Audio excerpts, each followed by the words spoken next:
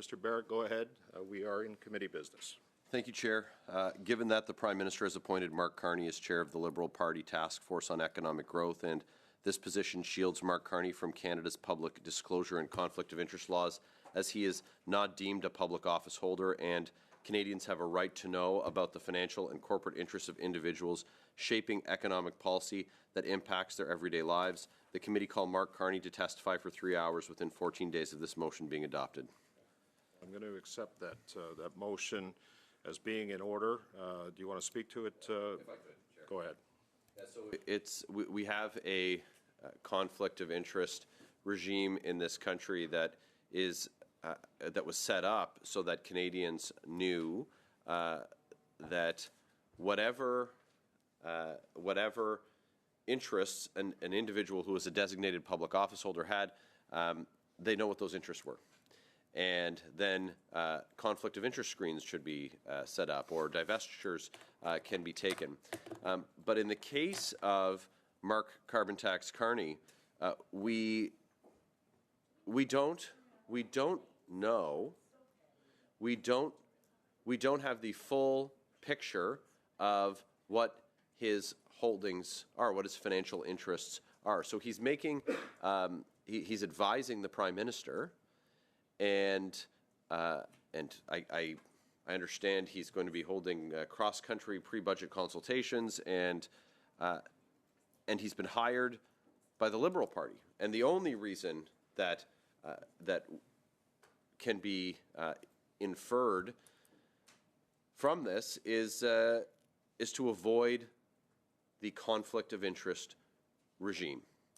And even this past week, we had an announcement from the government, $2.14 billion in a loan to a company called Telesat, just days after Mr. Carney's given this new job advising the Prime Minister. And Mr. Carney is a personal friend of the head of that company and has a financial interest in it. So again, this is information that Canadians need to know. While we have advocated, I have advocated for the government to bring Mr. Carney, have him sworn in as a public office holder, have him subjected to the Conflict of Interest Act, so Canadians know. Like, look, I wouldn't pick Mr. Carney to advise me, but that's a choice that they've made. They're the government. That's their purview.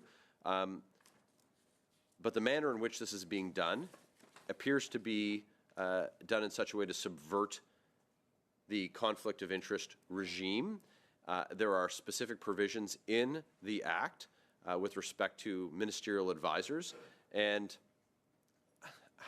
how do we know? How do we know what the framework is for Mr. Carney's employment, his interactions with ministers, his interactions with the Prime Minister versus his interactions with the Prime Minister, who is also the leader of the Liberal Party of Canada? So it's about transparency, it's about clarity, so we can get some there is some information that we have through publicly open source about the interests of Mr. Carney, but we need the full picture. So it's important for Canadians to get a good understanding of that.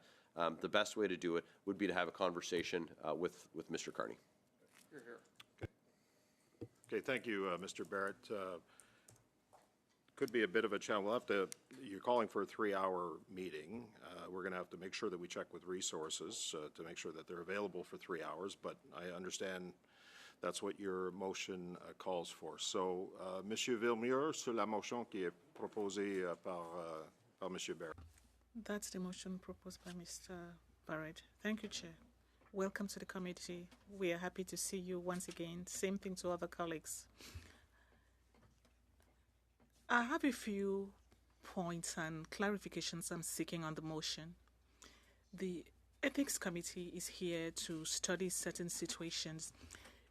Does this situation fall under the mandate of the committee? That's the first question. But I have a warning. Mr. Carney clearly has interest, but those interests, do they constitute conflicts of interest? I'm not sure. Maybe it's necessary for us to investigate. But I am uneasy when we take someone who is employed by the Liberal Party, the government, and then he's going to be called a consultant, so to speak, just as Jenny Berg was a consultant under the Conservatives. And then you ask them to report to a parliamentary committee. It would appear to me that this is somebody if it were someone employed by the government, I'll be okay. But if it's a consultant, well, there are many people who may fall under this conflict of interest verification. So I think we need to be more specific. The MP has said that their interests, yes, they exist, they're documented. But having an interest in life is not a crime. Every interest doesn't constitute conflict of interest. So let's avoid witch hunting unnecessarily. I'm not saying we shouldn't shed light on the matter, but right away, I would say that it's some sort of exaggeration. I think we'll be creating a problem instead of resolving one. So let's be careful. Once again, every interest does not constitute conflict of interest. Thank you, Mr. Villemure. Ms. Khalid, followed by Mr. Fisher and Ms. Shanahan. I did at the top forget to welcome some of the new members to the committee, Mr. Cooper, Mr. Caputo, and Ms. Shanahan as well. Are you subbing in, or are you a new member of the committee? That will be clarified shortly. shortly. Subject to confirmation. Okay. But I'm not on the speakers list yet. Yeah, well, you're after Mr. Fisher. Ms. Khalid, go ahead, please, on the motion as proposed by Mr. Barrett. Thank you very much, Chair. And I love to see a motion presented to Elon Musk on Twitter before it's presented to our committees. I think it's a wonderful way to conduct democracy. It's a weird way, to be quite frank, to conduct democracy here. And speaking of weird, we've had a very, very weird summer with Pierre Poilievre and his Conservatives. It's quite strange. I'm so sorry, Mr. Green. I can't hear myself over what you're saying. Ms. Khalid has the floor. Please go ahead, Ms. Khalid. You can J.D. Vance them. Don't J.D. Vance me. I don't want things to get weird, Mr. Chair. I apologize. Go ahead, Ms. Khalid. Let's have some decorum, please, and whoever has the floor is the one that's going to be speaking. Ms. Khalid, go ahead. I'll just wait for everybody to chime down, Chair, if that's okay. There's going to be side conversations. Members are going to be talking amongst each other. Just going to ask if it does get loud, just step back a little bit, if you don't mind, please. Go ahead, Ms. Khalid. Thanks very much, Chair. I mean, it's not. This kind of behavior is not unprecedented. We've seen it before. We've seen a lot of distraction, and I think that. Go ahead, Ms. Khalid. You have the floor. Go ahead. Thank you, Chair. Chair, this is quite uncomfortable for me to make a point here when members are clearly talking over me, Chair. Well, I encourage you to make your point. I'm not sure he's talking over you. He was talking to Mr. Caputo. As I said, there's going to be some side conversations here. Please go ahead, Ms. Khalid. And if it causes problems for me, then it will cause problems for them. So it's not causing a problem for me. I'm listening to what you're saying, and I know that the clerk and the analysts and everyone else is. Go ahead, please. Thank you very much, Chair. I'll just turn to you so that I'm not distracted, if that's okay.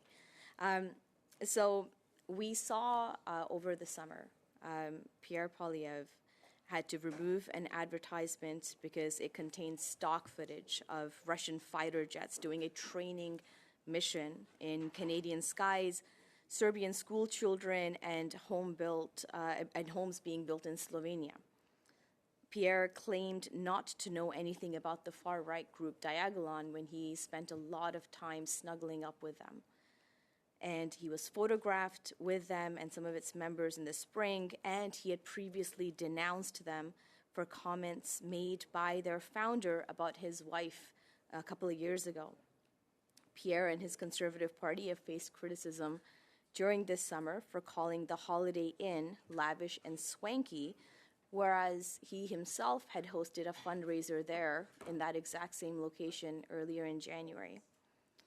We've had members of parliament in that caucus, such as Michelle Ferrari, who had to delete a tweet after claiming that in Peterborough, the cost of living crisis has driven parents to traffic their own children. Michelle was found to have posted a doctored global news report that edited out most of the video because it was critical of her. There was a weird case of online social media bots that were posing to be Pierre Poilievre supporters and were trying to boost the Conservative Party's messaging about a rally in Northern Ontario. In recent days, reports have come out about a right-wing Indian media personality calling for the Indian government to wage an information campaign in support of Pierre Poilievre. The FBI has seized a Russian-backed fake news site which posted anti-Trudeau and pro-Poilievre content. And I'm listing all of this, Chair, because this is exactly what this motion is about. It's about a whole bunch of misinformation, disinformation. It's about a whole bunch of nothingness to delay the work that this committee has put in. And Chair, you know how passionate I've been about the work on our social media study, which got shelved. You know how passionate I've been about the work on the misinformation, disinformation campaigns that our country has been dealing with respect to our elections, with respect to foreign interference that Mr. René Villemure put forward. I think that we need to be better. I think that we need to move past the politics and move on to what genuinely helps Canadians with respect to what is the mandate of this committee. And this is not it. I mean, if we're talking about the specifics of the motion, talking about the Liberal Party hiring or bringing somebody on as a volunteer to provide advice on economics, on the economy, somebody who has significant contribution and expertise on the economy, not just here in Canada, but across the G7. What are we trying to achieve here? Or I should correct, what is the Conservative Party trying to achieve here? Are we trying to malign yet another person by dragging them here before this committee? Are we trying to malign what? What is the objective? Are we trying to move our country's economy forward, or are we not? And in that same breath that, you know, the Conservatives have taken this motion with, well, what about the flip of that coin? From my understanding, Jenny Byrne is also in the exact same scenario as is Mark Carney by all wording of this motion. So why is she not part of this motion, unless this motion is presented to be a partisan hack on what we are trying to make sure as a collective between all parties to make sure that our country is thriving, to make sure that our country is progressing. So I'm really wanting to understand what the crux of this motion is about. Is it to, one by one, malign and shame anyone who has contact with the Liberal Party, regardless of their expertise, regardless of their aptitude, regardless of their experience and wealth of knowledge that they can bring to make our country better? Or is it just basically conservative hack politics? And I think, Chair, that we can do a little bit better than that. And I would, you know, in the interest of being nonpartisan and really exploring what this motion is trying to do, then want to bring in the flip side of that coin and say, hey, why don't we bring in Jenny Byrne as well? If we want to bring in Mark Carney, sure, you guys have your day.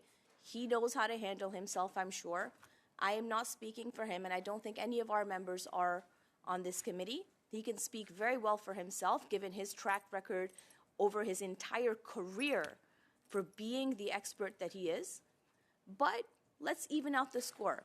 Let's say that if there's somebody brought in by a political party who is brought in to give expert advice on an issue, then let's talk about Jenny Byrne and her expert advice on grocery prices and why the Conservatives feel that it is necessary to talk out of both sides of their mouth when it comes to grocery prices. So, to be fair, Chair, I think happy to support this motion with an amendment by including Jenny Byrne for the same amount of hours that that this motion presents for Mark Carney, and I'm happy to propose the specific amendments that we can add to this motion. But again, I would say just as much as Mark Carney being brought in by the Liberal Party, whether he's paid or not paid is not a question. But he's brought in by a political party the same way that Jenny Byrne has been brought in by a political party. Let's bring them both in and figure out, as I've been saying for many, many, many months now, Chair, how do we make sure that our rules and regulations make sure that there is no conflict of interest, that there's no violation of lobbying, that there's no violation of that public trust that we really should be holding a lot dear to our hearts? How do we ensure that we are talking about policy and not people? So let's broaden the horizon here. Let's talk about, on both sides of the coin here, let's bring in these people who have been appointed with whatever expertise they have, with the exact same time that the Conservatives are proposing, and let's have it out.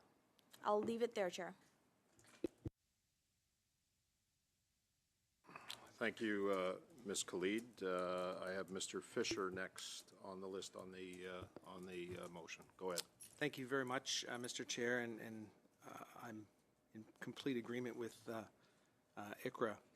She asked a rhetorical question, though. She just said, are we once again trying to malign a future witness at this committee? And I would say that your answer in that is these nicknames that get tied to people that are already maligning character. They remind you very much of a former president of the United States. And I got to tell you, Ikra asked, we'd like to think that we're better than that here in Canada. But when you start the motion out, or the preface to the motion out, with nicknames attached to people's names, you're already maligning a potential witness. I thought I heard the possibility of an amendment or more amendments coming later, but I would be interested in hearing from some of the other members as to whether they support going down the road of asking someone who may or may not be a chair, may or may not be hired, may or may not be an advisor. I would say that I would like to think that every political party is smart enough to have advisors and bring smart people in to help advise them on how their party would proceed. And I think it was Renee that made a comment very similar to that. I'd be very surprised. We know the Conservatives have advisors. We know the Conservatives have people that attend their caucus meetings and advise their leader. And I can only assume that the other parties do the exact same thing. Why wouldn't they? It makes perfect sense to try to get smart people in to try to advise your party. So, there's a lot of assumptions in that motion, whether it's a chair, whether it's a hired person, whether it's, who knows. But I'll leave it there, Mr. Chair, and let other people speak as to whether the committee wants to go down this road. You started your conversation today at the meeting, Mr. Chair, about subcommittee, which I support greatly, and finding a calendar. And I remember when I first joined this, you were very hopeful that we would stick to a calendar, and we didn't. I'm sure all parties had a play in that. I do like your direction. I do like your hopeful direction that we can move forward on things, tie some bows on some reports, and do some actual good work here rather than motion by tweet in the middle of an afternoon on the day of the committee. I don't think that's productive. it becomes reactive rather than proactive. I don't think it gets us where, as Ms. Khalid said, where we need to be. We're better than that. So I will pause for now and listen to other speakers to see if there's interest in going down the road on a motion like this. Thank you. Thank you, Mr. Fisher. I'm going to go to Ms. Shanahan now on the motion that Mr. Barrett put forward. Merci beaucoup, Monsieur le Président. Donc, c'est Thank you very much, Chair. I'm delighted to be back to this committee. I would go along with the comments made by Mr. Villemure. I am someone who always reads the document prepared by the analyst when it comes to our mandate and the principles and the way a committee functions or operates. And this has brought to my mind the way in which the mandate of this committee makes sure that we study the work done by all the commissioners.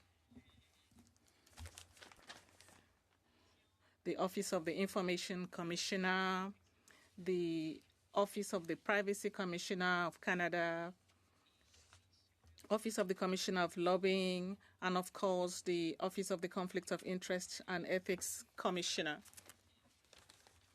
So I totally agree that we have other things to do, and that is not the most relevant issue for us to engage in any witch hunting into matters that concern some political parties. Thank you, Madam Chair. House Father, Prochaine. Very briefly, Mr. Chair, I only had one thing to say. Si nous avons un comité, if we have an ethics committee, it's to implement the laws that have been drafted by Parliament. If there's a situation where something is not being covered by the law, it's not under the jurisdiction of the committee to say we are going to rewrite the law. If we want to do that, we need to go back to Parliament to ask for the law to be amended. So I do not see the jurisdiction of the committee because we are dealing with a volunteer for the political party that is going to help. So you're going to see that anyone working for a political party will be brought before the Ethics Committee of the House of Commons. This is very strange. Mr. Chair, I am against this motion. J'avais aucun... I see no one else wishing to speak to this motion. Do we agree with the motion that has been submitted by Mr. Barrett?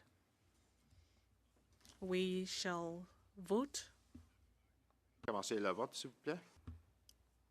Madame de Fruy? La motion de Monsieur. Are we voting on we are voting on Mr. Barrett's motion? Mr. Baines. Mr. Baines? Say yes, Mr. Baines, we are starting to vote. It's on a motion moved by Mr. Barrett. You are muted. No. Thank you. Ms. Shanahan? No. Mr. Fisher? No. Mr. Housewater? No. Ms. Khalid? No. Mr. Barrett? Yes. Mr. Caputo? Mr. Cooper? Yes. Monsieur Villemure? Je suis contre. Mr. Green? Yeah, sure, why not? Is that a yes, Mr. Green? Is that a yes? Okay. Nays 6 contre 6 pour 4, yes 4. Okay. So the motion as proposed by Mr. Barrett is defeated.